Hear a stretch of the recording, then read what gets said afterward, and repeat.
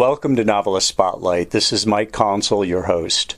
In addition to being the host of this podcast and interviewing novelists, I am a novelist myself. I have 3 published novels. My latest is titled Lolita Firestone, a supernatural novel, and it is set in Sedona, Arizona and Cairo, Egypt.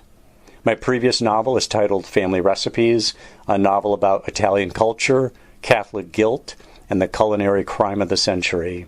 And my first novel is named Hardwood, a novel about college basketball and other games young men play, and that story deals with issues ranging from depression and racism to sex, religion, and university politics. All 3 novels are listed in the episode notes. I hope you will buy them, I hope you will read them, and I hope you will thoroughly enjoy them. Now, on with our program. My guest is Benjamin Taylor, author of the relatively new memoir titled Here We Are, a book that discusses his very close relationship with the great Philip Roth, one of my favorite novelists and a favorite novelist of countless other people, and one of the most celebrated fiction writers of his generation, no question about it. I read Here We Are. In fact, I devoured it because I've read almost every novel Philip Roth has written, and I've long been fascinated by his career, his willingness to so boldly experiment with his fiction writing, really doing things that I think most other people would have just said, you can't do that. Well, who says? Philip Roth just forged ahead and was one of the most inventive novelists really ever. Philip Roth died, though, on May 22nd, 2018 of congestive heart failure. He was 85 years old. Now, our guest, Benjamin Taylor, himself has won writing awards such as the Los Angeles Times Christopher Isherwood Prize. His book, Proust, The Search, was named a Best Book of 2016 by Thomas Mallon of the New York Times Book Review. And his book, Naples Declared, A Walk Around the Bay, was named a Best Book of 2012 by Judith Thurman and The New Yorker. These are big-name publications and reviewers recognizing his work. He is also the author of 2 novels, one of which is titled Tales Out of School, winner of the 1996 Harold Ribelow Prize, and The Book of Getting Even, intriguing title. Again, The Book of Getting Even, winner of a Barnes & Noble Discover Award. He edited the book Saul Bellow, Letters, named a Best Book of 2010 by Michiko Kukutani, one of the most famous, one of the greatest book reviewers of all time, and Jonathan Yardley as well in the Washington Post. And he also edited a book of Bellow's collected nonfiction titled There's Simply Too Much to Think About, also a New York Times Editor's Choice. That's not the totality of it. The accolades go on from there, but in the interest of time, I'll leave it at that and say, Benjamin Taylor, thank you for coming on the program to discuss your friend and colleague, Philip Roth. Thank you, Mike. Pleased to be with you. Glad to have you. And let me ask, first of all, about the formation of your friendship with Philip Roth. How did it begin? It began with a letter I wrote to him after reading I Married a Communist. And I was very taken with the book, particularly the last pages of it. I thought they were sublime. And so I wrote to say so. And a couple of days after I sent the letter off, my phone rang, and it was Philip wanting to talk. And thus began a telephonic friendship that after I moved to New York and he moved more or less full-time to New York, we would see each other. We saw each other first for lunch frequently and then for dinner, and we became the best of friends. What was it you said about I Married a Communist? That's one of the books I may have read. And what was it that you had to tell him? If you don't mind saying, what was it that you had to tell him about the book? Well, it's that beautiful moment when the little protagonist is taken out by his mother, and the grandmother has died that day, and the little boy says, "Which star is she now?" And the mother points to one particular star and says, "There she is." Beautiful, simple, and I was a fan before that book, but I became an arch fan in the wake of it. Tell us about Philip Roth as a person. I mean, people are intrigued by him. He's obviously a guy who been very straightforward at times. But a little bit of an enigma, I think, to most readers. What were some of the hallmarks of his personality and maybe your friendship with him? Oh, I think that he liked being an enigma. I don't think he wanted to be figured out or found out. He was an extremely witty person. He was also a person with a strong streak of vengeance in him, and he never forgot a wrong, but he never forgot a good deed either. Now, he died at age 85, like I said. What age was he when your friendship started? I think he was about 67 when our friendship started. So you were with him when he wrote, well, a lot of books, but one of the distinguishing marks of his career, and you check me on this, but he had this tremendous creative explosion in his 70s, and I think it was in the 70s when he wrote the American Pastoral and The Human Stain, and I believe I Married a Communist was part of that grouping. Yes, he was in his late 60s and early 70s when he had this creative explosion. No other way to describe it. And he's one of the few writers you can say this about, that the best was saved for last. But he was indeed in his 60s and 70s at the top of his bent. Did he account for that in any way? I mean, did you ever just say what's going on that you are really kind of reaching your apex at a time when most writers are running out of gas? Yes, I wondered about it. I always wondered about it. One of the things he said was, "Well, I got out of a marriage that didn't suit me," and that he did, but I don't think that's an explanation. I don't really have an explanation. He worked extremely hard. This didn't come to him with any kind of ease. He would wake up in the morning, do his exercises, make his breakfast, and then go to work. And then he'd break off briefly for lunch. And then he'd go back to work. And then he'd break off briefly for dinner. And then he'd bring the pages of what he was working on into the house with him from the studio, and climb in bed at the end of the evening and work some more. He was a demon for work, and I think that had something to do with it. Instead of working the customary 3 hours a day, which is what a lot of writers put in, he put in 10-hour days. Writing is such an exacting process that I understand why many people say, look, 2 hours a day does it for me, or 3 hours, or maybe 4 hours, because it can really drain the energy.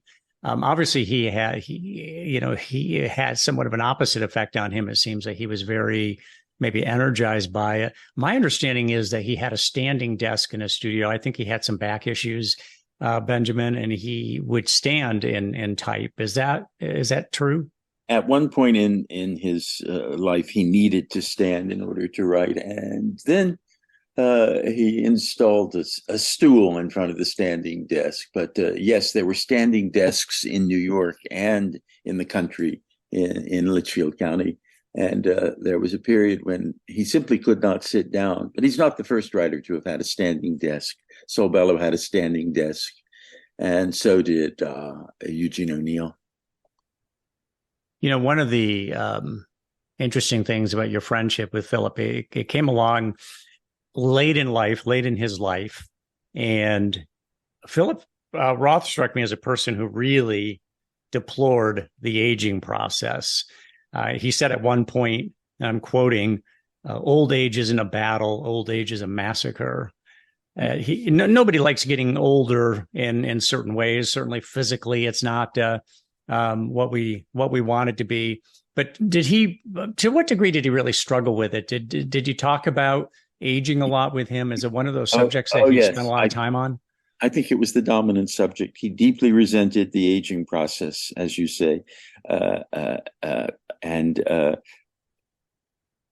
he was determined that it would not detract from his creativity.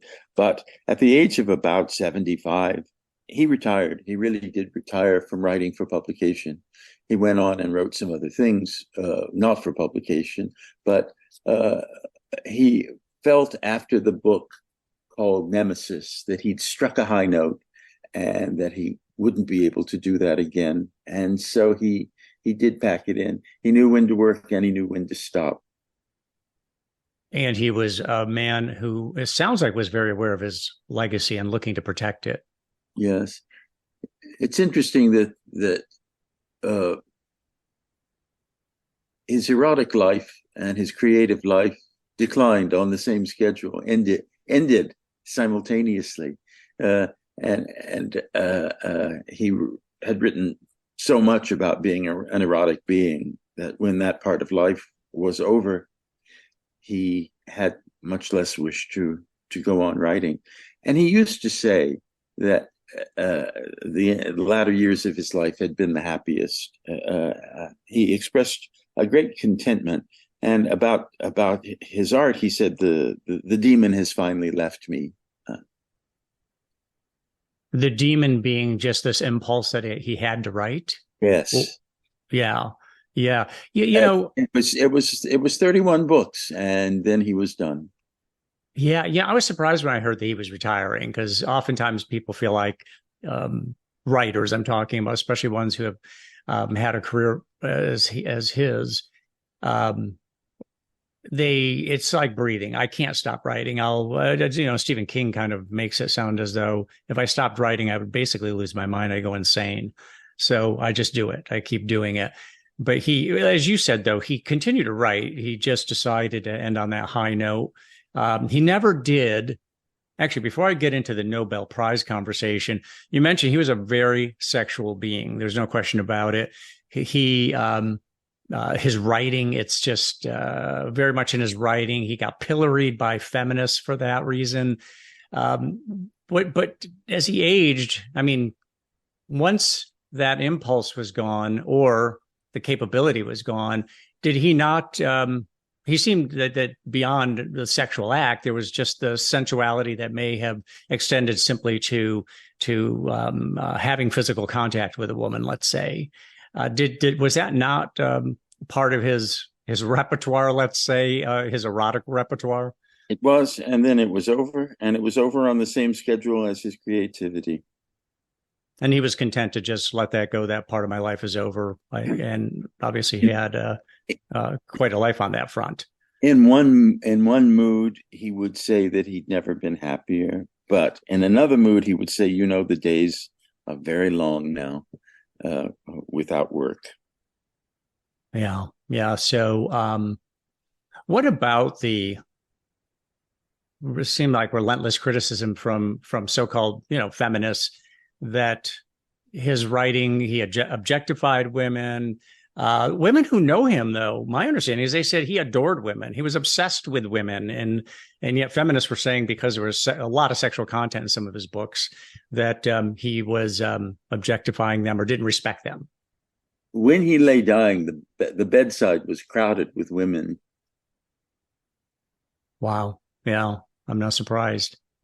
He also, I guess, early in life, he discovered, and people around him discovered, that women were really attracted to him. He was one of those guys. I guess he was fairly tall and rangy, and he certainly an intellect, powerful intellect, and obviously a good-looking guy as far as the women were concerned.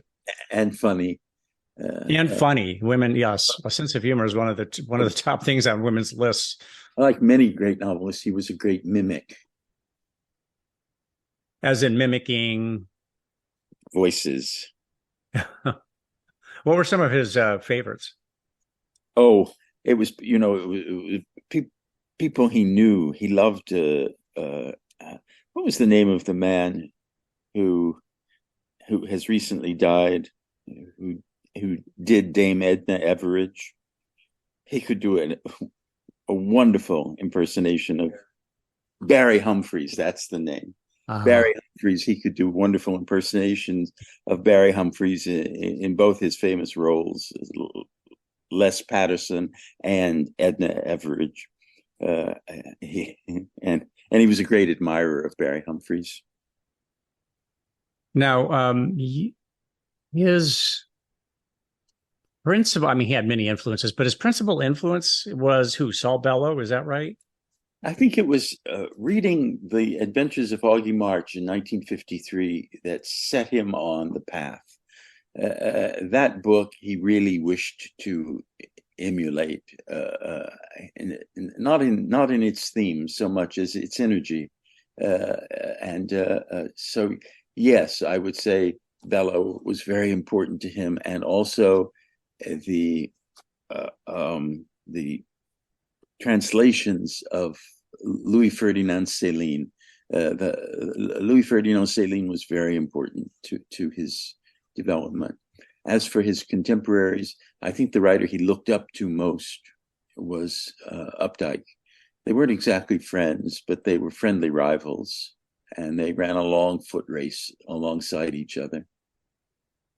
You know, I remember reading a Philip Roth quote where he basically was saying, writing never comes easy. You know, no matter how much experience you have, writing never comes easy, except maybe for John Updike. He just seems to have the formula. And you know, the thing that really struck a chord with me when Philip said that is that when I read John Updike, I get that same feeling. It's like, does this even take any effort? It's just like flowing from his fingertips. Yes. Well, he was a wonderful writer. There was a falling out between them. Philip had a tendency to fall out with people. I'm surprised he didn't fall out with me, but he never did. He fell out with Updike over something Updike had written in the New York Review of Books about Philip's marriage to Claire. I think he had a certain guilt about the marriage to Claire and had to overcompensate for it by his hatred of her. But he really did. He was very strong in the revenge department, and there are at least 3 books in which Claire appears. Particularly, she appears in I Married a Communist. He had to exorcise those marriages and never quite could. His marriages were the worst dramas of his life, the first marriage and the second, both. He was a natural bachelor, not at all cut out for marriage, who married twice. Yeah, it makes sense. You know, one of the things about his writing, I'm the sort of guy, if I'm in a bookstore and I open up a book and I see long passages of dialogue, I tend to put it right back on the shelf because I just feel like I like an author who's in control of the copy and directs it, is in control from expository writing. But with Philip Roth, he would do long passages of quoted material. In fact, I remember one reviewer had said, you know, he's just expert at these motor mouth Jewish men.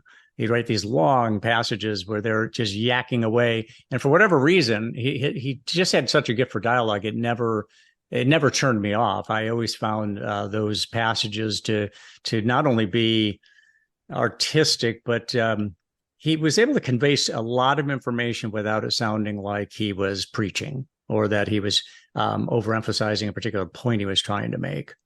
Yes, I think many people have pointed this out, that he was unique in his gift for dialogue.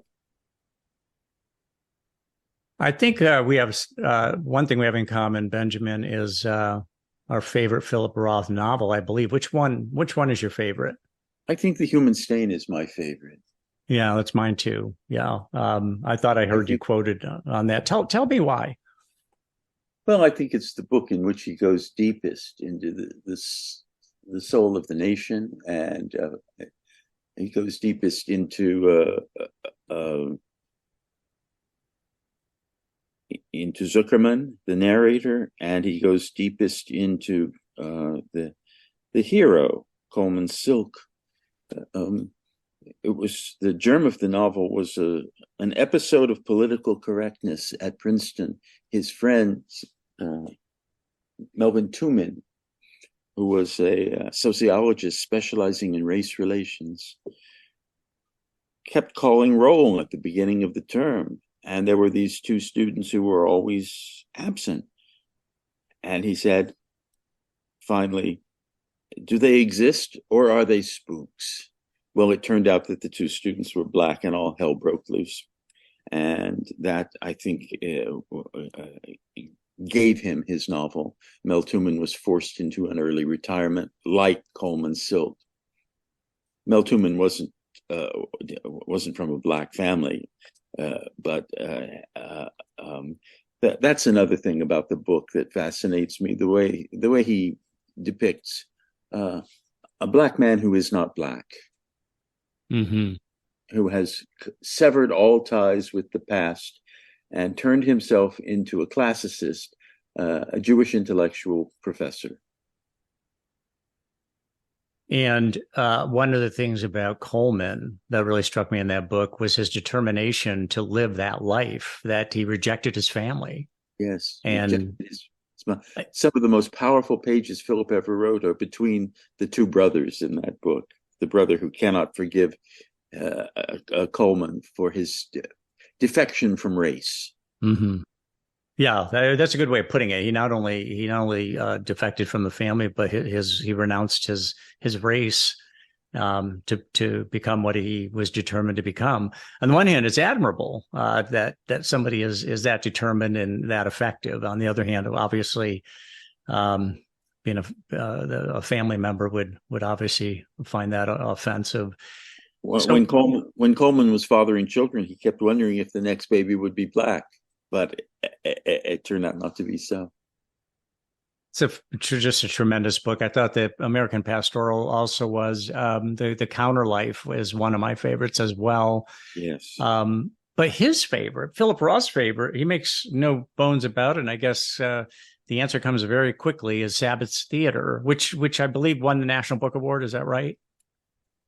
It won the National Book Award, yes. And that one was his favorite, Mickey Sabbath being the protagonist. Why did he ever articulate why Sabbath Theater was what he considered be his best? Yes, having written American Pastoral about a man as clean and good and admirable as Sweet Laveau, he now wanted to write the opposite. Somebody who excelled in nastiness and coarseness, vulgarity. He wanted to, as he put it to me once, let the whole creature out. Interesting. Now, you mentioned he had fallings out with people, and there was some regularity. Talk about that a little bit. I've always seen Philip Roth as a guy who speaks his mind regardless of how it might land. Was that part of it? Yes, and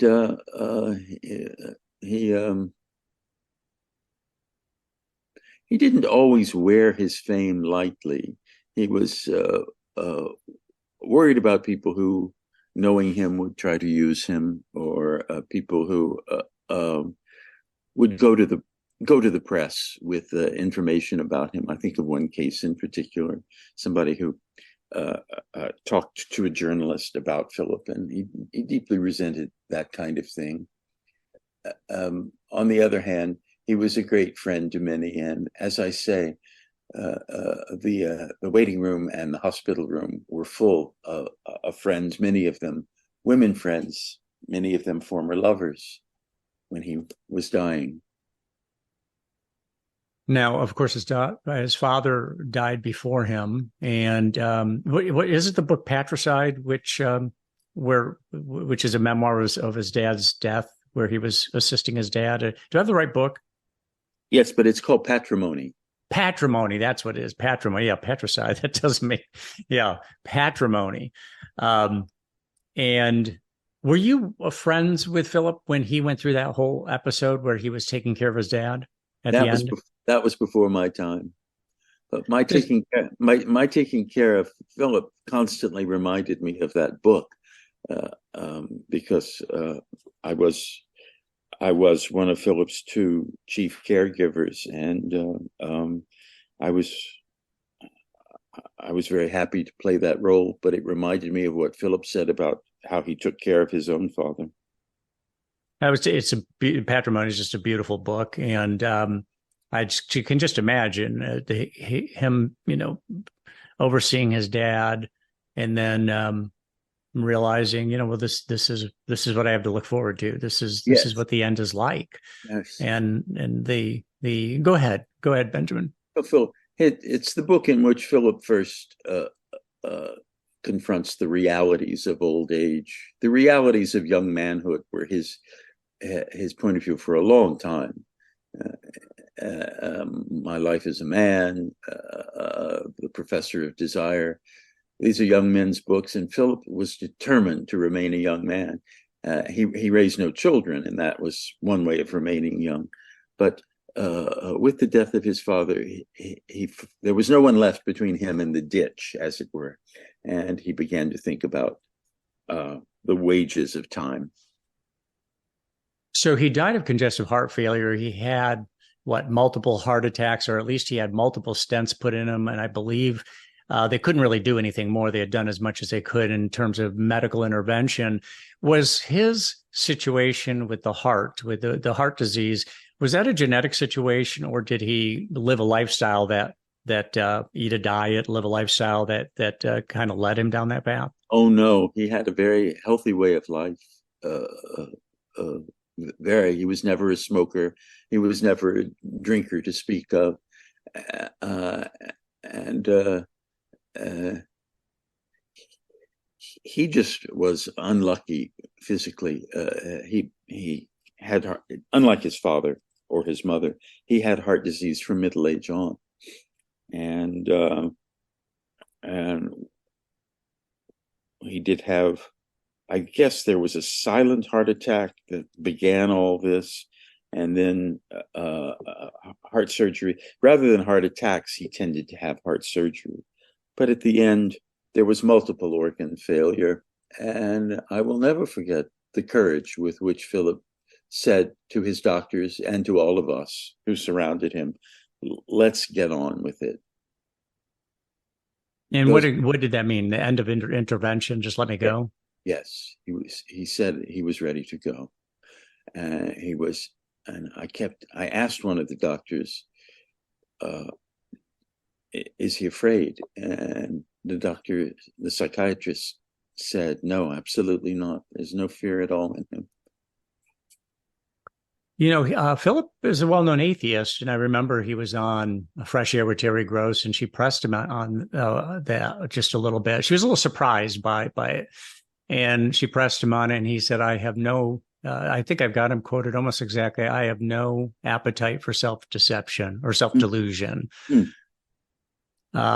Did he ever talk? I mean, oftentimes, oblivion is not what people want at the end. Although I used to work with a guy who said, when there's nothing there, there's nothing to be afraid of. What was Philip's take on that? Is there anything more to add to that? Well, Saul Bellow believed that he was going to see his mother and father again after death. He really believed that. And Philip was just as certain that he would not. He believed simply in mortality and the brevity of what we may expect from life. And he was very impatient with religion. And yet there could be a sympathetic rabbi in his work. I remember in The Plot Against America, there's an awful rabbi, but then there's a very nice rabbi too. Philip enjoyed being Jewish, that's for sure, but it didn't extend to any kind of religious belief. He enjoyed being Jewish, but he bridled at the assertion that he's a Jewish writer, correct? That's true. He just wanted to be called an American writer. Now, so many of his novels were set in Newark. Did anybody ever just say that you are a venue writer, or I'm not sure how you would, a locational writer? He didn't seem to have any, to my knowledge, didn't have any issues with the fact that he seemed to be writing about that particular locale pretty repeatedly. What I know, he grew up there, so he knew the territory. There's got to be a lot of wistfulness and nostalgia there, which probably lent itself to a lot of great writing. Anything to say about that, Benjamin? Well, I think he felt that Newark was his terrain, imaginative terrain, in the way that Dublin was Joyce's imaginative terrain. You mentioned The Plot Against America, great novel, one of my favorites of his. And not only a great novel, it was prophetic. Clearly, I mean, that just became a reference point to when, and before I say this, I'll just say I've never been a Democrat and I've never been a Republican, so I'm not making a political statement here. But when Donald Trump came into office, which, as far as I could tell, Philip deplored him, but it's almost as though he saw it coming with The Plot Against America, not with Trump, just the tendency of human beings towards populism, towards fascism, towards the sort of thing that eventually demolishes a democracy, or at least diminishes it. Well, he disliked the liberal idea that progress goes in a straight line, because he had so much evidence that it did not, particularly following the election of 2016. But he was really not writing. Obviously, he was not writing about Trump in that book, and he wasn't really writing about Bush either. He was writing about a kind of thought experiment he had. He read Arthur Schlesinger's autobiography, in which Schlesinger reports that some Republicans wanted to draft Charles Lindbergh for the nomination. And Philip wrote in the margins of his copy of Schlesinger's book, what if they had? That was the germ of the book, wondering, well, what if Lindbergh had run against FDR? He was the one person who really could have beaten FDR. And then he was off and running on his book. That was about the time he and I became friends. Yeah, Charles Lindbergh. And there was a lot of dog whistles in there, right? I mean, there was a lot of language in there where he wasn't flat out saying things that were detrimental to, say, the Jewish population or other segments of the population. But there was, his audience understood. You know, I was surprised that Philip never heard from any member of the Lindbergh family after that book came out, but he didn't. I thought they would have been furious. But the record is what it is. The Lindbergh record is what it is. And he was anti-Semitic, or at least accused of being anti-Semitic, right? Oh, yes. Yeah. So, okay, well, there you go. Yeah, I love that novel. And pro-Hitlerian, felt that Hitler was a good bulwark against Bolshevism for the West to have. So let's talk about the Nobel Prize for Literature. That's a prize that many people thought Philip should have been the recipient of. And I think it may have been in your memoir where somebody had said something along the lines of, Philip Roth doesn't give a rat's ass about the Nobel Prize. And then Philip turned around and said, what are you doing? You just guaranteed that they'll never award me the prize. Every year he looked forward with trepidation to the announcement. It's not true that he didn't care about the Nobel Prize. He did care. And he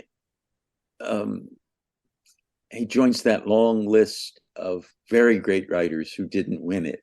For example, Henry James and Tolstoy, Borges, Nabokov. It's quite a long list. of wonderful writers who didn't win the Nobel Prize. Wallace Stevens should have won the Nobel Prize. One could make a very, very long list of those who didn't and should have. Saul Bellow did win the Nobel Prize. Philip should have, but did not. And that's an award that is, I don't even know the answer to this. Is that never awarded posthumously? No, never. Interesting. Okay. Well, that one went by the boards then. Yes. So, Philip seemed to be could be a brooding sort of character, just brooding. But on the other hand, I get the sense that when he's among friends, if he was at a small gathering of friends, that he was a pretty effervescent guy, upbeat, and a guy with quite a personality, and a guy who made people laugh. Is that accurate characterization? Oh, yes. He loved making people laugh, and he did make people laugh. His riff on the news of the day was unforgettable. We were talking about influences. You mentioned Bellow. Malamud was another one. Kafka was another one, I believe. Oh, yes. Very, very important. Kafka.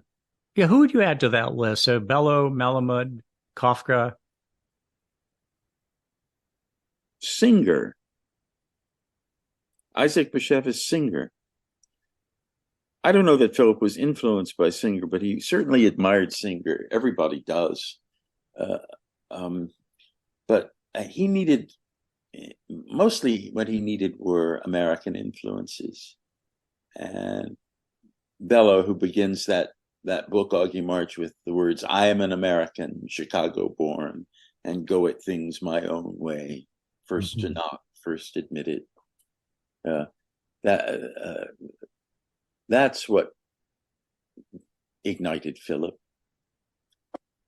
That first sentence right there is almost like, it sounds like the match that lit his life.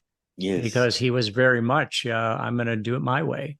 Yes, and much less important than being Jewish is being American. And he was impressed by the speed of acculturation, assimilation, by the speed with which that took place in this country.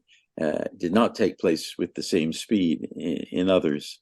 And I think he considered that the American luck, that you could come here and within a generation and a half, you were completely American. It had something to do with the Constitution, the fact that the person who has pledged his allegiance to the Constitution is as much an American as the person whose ancestors arrived on the Mayflower. We're all equally American. Nobody is more American than anybody else. Now, Philip Roth said, the novel's day has come and gone because there are more compelling ways for people to occupy their time. Kind of a sad statement. But, I want to bring up to you, and I don't know if Philip, passed away before he noticed this, but when you watch Netflix or other streaming channels, there's just obviously this proliferation of shows, and I'm always pleased by how many are based on novels or short stories, some kind of fiction writing, and not original scripts, but they actually go to novels and short story collections and such to get their material. Yes. And move on. Did Philip ever witness that or ever observe that or say anything about it?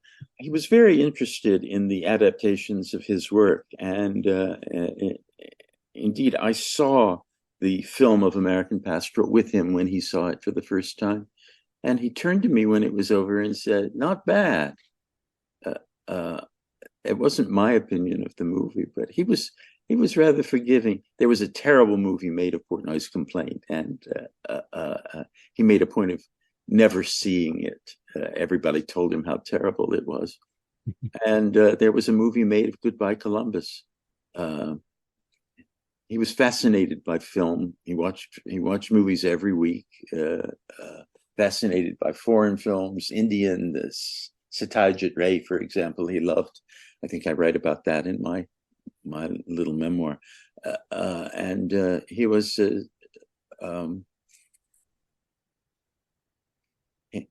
I think he made a point of saying in his will that The Plot Against America should never be made into a movie because he didn't want a Jewish caricature of his parents. But then, in the end, there was a movie made of The Plot Against America. Did you see it? I did not. Was it a movie or is it a series? It was a series. Yeah, well, a streaming series. I have not seen it. Is it good? Um, I remember thinking it was good. Yeah, I guess I did think it was good. Uh, uh, it uh, it certainly is overlaid with the drama of Trump. Mm. That's between the lines. Mm-hmm. Was it the help me out here? Was it the humbling where the college student um, goes to school, has a very rough time, meets the girl who he can't figure out whether she really cares for him or is just one of those, promiscuous girls. Has trouble with the students. So they made a movie out of that one, which I thought was pretty good. But I'm not sure. Was it the humbling? No, it was indignation. Indignation. That's it. And then he went off to, I believe, went off to war after that. That's his Korean War book. There we go. Indignation. That's it. The Humbling is the one actually that's got Al Pacino in it. Is that right? I mean, the movie. Yes, The Humbling he just hated. It's the one with Al Pacino. Now that we talk about this, quite a number of his books were made into movies, and yes, I think there's going to be a stage play of Sabbath Theater. Wow, that'll be interesting.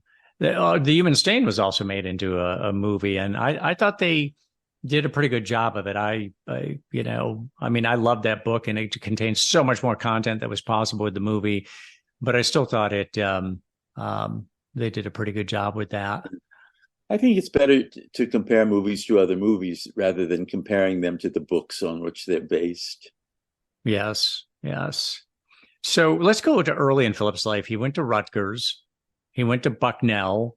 He also attended the University of Chicago. Did he ever talk to you about his college years and what they were like? Yes, he went to this. He said growing up, he didn't know anything about colleges. It's not something his parents ever talked about. And he went with a full ride to Bucknell. I mean, it didn't cost very much in those days. And there was a wonderful English teacher there who really shaped him. Mildred Martin was her name. And she told him what to read and how to read. And that was Mildred Martin. Then he went off to the University of Chicago, which was a revelation to him. This great intellectual center in the middle of the country. And he studied with Morton Darwin Zabel and others. And that was Richard Stern. His friend Richard Stern was, first of all, his teacher. And it was while at the University of Chicago that he first met Saul Bellow, who admired a story Philip had written, a story called The Conversion of the Jews. So that was all important. Then he got, let's see, he came to New York after the University of Chicago, and he had launched onto his first and catastrophic marriage, somebody he met while in Chicago. And Philip knew from the start that he wanted to be a novelist. He had the luck not to be tempted by poetry or by memoir or by anything. He just wanted to be a novelist in the great American tradition of novels. He read a lot of Henry James. He read, let's see, who else? He read a lot of the books that were popular and aren't read now, like They Shoot Horses, Don't They? And other books like that were of their time and have not lasted. And I think he had the luck of being somebody who knew exactly what he wanted to do from about the age of 20. But at 25, he publishes Goodbye Columbus. That's he's been a story writer, and also he's produced a novella, and that book is the making of him. He at 25 wins the National Book Award, and he's off and running. He has some trouble along the way. Some books are better than others, but some plays by Shakespeare are better than others too. And he never really looked back. He wasn't subject to doubts about his talent. Even the books that I don't think are very good, like The Great American Novel, he produced with a lot of conviction. Now, he did say, I can't think about the reader when he's writing. I can't think about the reader, which I think is a mistake many novelists and would-be novelists make, is they're thinking about the audience rather than what is inside them that needs to come out. What did he think about? I mean, was he just acting on blood impulse? This is the story that I have inside me, and this is what I'm going to take to market. A character in trouble, a character in a desperate situation. That's what got him going. Yeah, when you look over his career, that's very much the case as to what he wrote. Now, as you said, the Nobel Prize, he didn't win it. Make the case for Philip Roth winning the Nobel Prize. I mean, if he was alive today and you were making the argument before the Nobel Prize committee, what would you cite that points to the idea that Philip Roth should most definitely be a recipient of the prize for literature? Nobody has revealed more of the life of his times. Nobody has revealed more of the 20th century American story. And these books were the product of particular historical circumstances, but after the circumstances have changed and are gone, the novels become more rather than less interesting, as The Plot Against America does, as The Human Stain does. So he has my vote. Now, he knew you were going to write a memoir, is that right? And you wrote this, you didn't complete this memoir until after Philip's death, correct? No, I didn't. But though he knew I was going to write a book about our friendship, it was his idea that I do so. But let's see, I published that book in 2020, and Philip died in 2018. He read my two previous memoirs, one called Naples Declared and one called The Hue and Cry at Our House, and it was a great help to me. So did he have any expectations in terms of what he wanted including or not included, or did he just give you complete creative freedom without trying to in any way affect the content?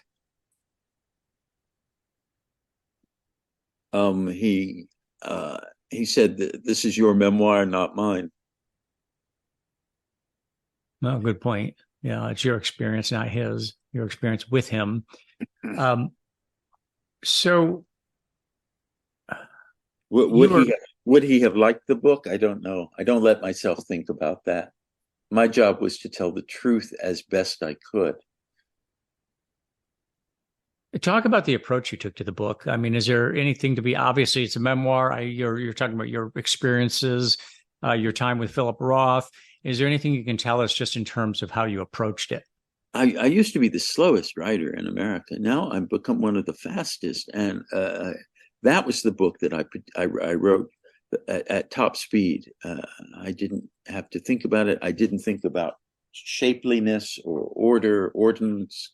I just sat down and wrote and found that the sentences were hooking on to one another just as they should. It was a very swift task. Do you feel like you're a better writer today because of your friendship with Philip? I mean, did you spend a lot of time talking about writing and the craft in a way that made you feel fortified by it and a better Yes. writer? Yes, I do feel I learned a lot from him.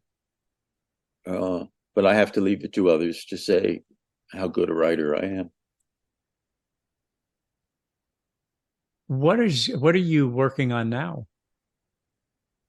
Well, I've just finished a biography of Willa Cather, which will be out in November. And I'm at work on tinkering with a novel, and I've also signed to do the Yale Jewish Lives series volume on Susan Sontag. Oh, wow. Okay. Talk about your writing method. How do you write? What's your writing regimen like? I like to write between lunch and dinner. That's a good time of the day for me.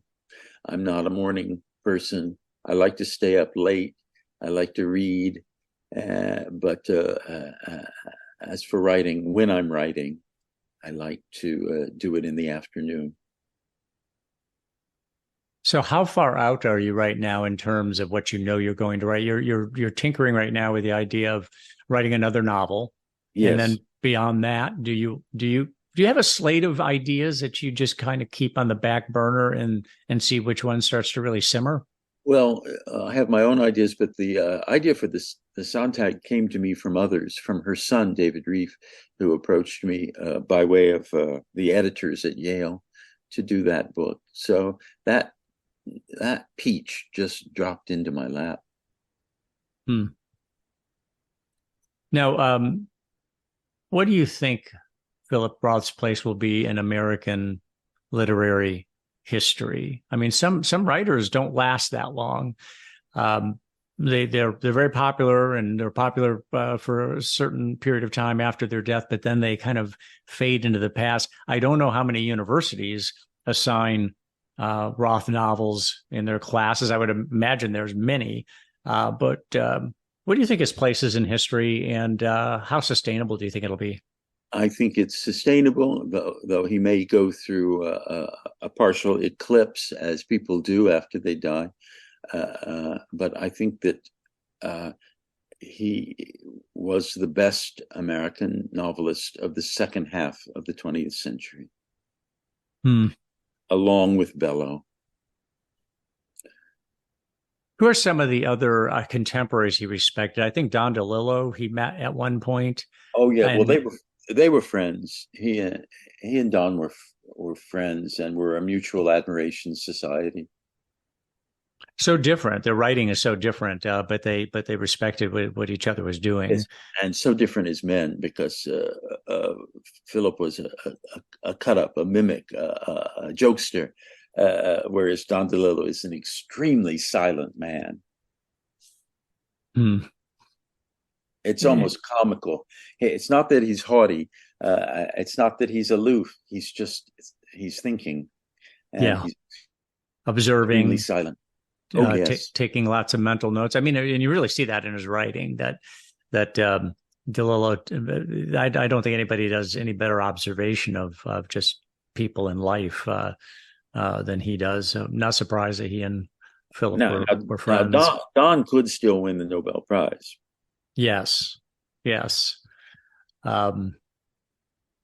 Remains to be seen. What else can you tell us about Philip that you think is integral? I mean, if the essential Philip Roth includes what characteristics or considerations? Ambition, inspiration, discipline,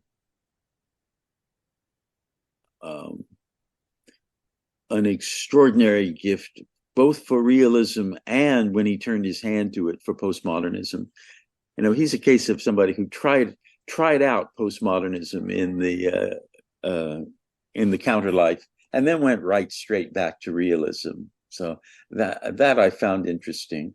I think that maybe the postmodern novel was never the same after the counterlife. This is a personal question, Benjamin, but talk about your, after Philip's death. What was your experience like, just in terms of obviously he was a very close friend, or maybe your closest friend, and now suddenly he's gone. You knew it was coming, but at the same time, it's the death of a relationship. There's always some period of mourning or contemplation. What was your state of mind, or what was your lifestyle like in the near aftermath? I started writing the book immediately after his death, so that was my way of grieving. Mm. How long did it take you? You said this one came more quickly than your others, so the total time it took was how much? I think about 6 months. About 6 months. Yeah, that is quick. Interesting. Well, Benjamin Taylor, thank you so much for coming on the program. Like I said at the top, I have always been fascinated by Philip Roth. As soon as I learned who he was and started reading some of his material, he was enigmatic, and but I always admire just the sense of self and the sense of adventure that and the braveness that he brought to writing and his overall life. So to have somebody as close as you were to him, it's a treat to get a close up view of that. So thank you for taking the time. We won't see his like again. There really isn't anybody else like him, or really even close to that.